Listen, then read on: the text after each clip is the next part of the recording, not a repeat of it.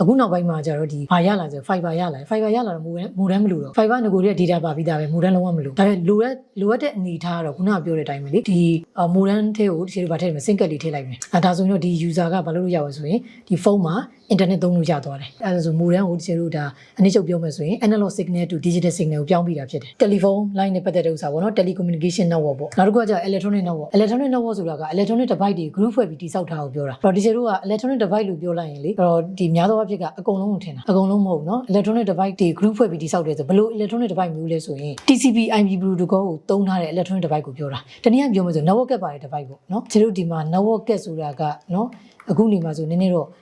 ကြားဘူးတာအခုမှကြားဘူးတာဖြစ်မယ်ပေါ့နော်ဒါနောက်ပိုင်းရောက်ဒီချက် networking device ဆိုတဲ့သင်ခန်းစာမှာ network အကြောင်းဒီထည့်ပြီးတော့ပြောထားတယ်နော်အဲ့တော့ network ဒီမှာ note အနေနဲ့မှတ်ဖို့ကဒီလို network ပါတဲ့ device တွေကိုဘာလို့ခေါ်လဲဆိုရင် electronic network လို့ခေါ်တယ်ဘယ်လို electronic network ဆို network ချိတ်ဆက်လို့ရလဲ electronic device လို့လည်းခေါ်တယ်ပေါ့နော်အဲ့တော့သူတို့ကတစ်ခုတည်းမှရှိမနေဘူးအကုန်လုံးအားလုံးချိတ်ဆက်ထားတာဖြစ်တယ်ဥပမာဆိုကြပါတော့အခုဒီမှာမြင်နေရတဲ့ဒီတိုင်းနဲ့တိုင်းနဲ့ဟာဆိုဒီချေတို့က router လို့ခေါ်တယ်နော်ဒီဘက်ကဟာလေး switch လို့ခေါ်တယ်ဒါဆို computer ပေါ့ဒါဆိုရင် cloud ပုံစံလေးဆို internet ပေါ့ဒါ network device သင်ခန်းစာမှာပြောပြီးမယ်ဒါဆို computer လေးပေါ့အဲ့ဒါလေးတွေကဒီလိုဘာလုပ်ထားလဲဆိုရင် group ဖွဲ့ပြီးတိစောက်ထားတာအဲ့လိုမျိုး group ဖွဲ့ပြီးတိစောက်ဖို့အတွက်ဆိုရင်အဲ့ဒီ device တွေမှာဘာပါမလဲဆို network ကပါနော် network ကပါတဲ့ device တွေဘာလို့ခေါ်လဲဆိုရင် electronic network လို့ခေါ်တယ်ဟုတ်ပြီနော်ဒါဆိုရင်ဒီလို type of network သင်ခန်းစာမှာ2မျိုးရှိတယ် telecommunication network နဲ့ electronic network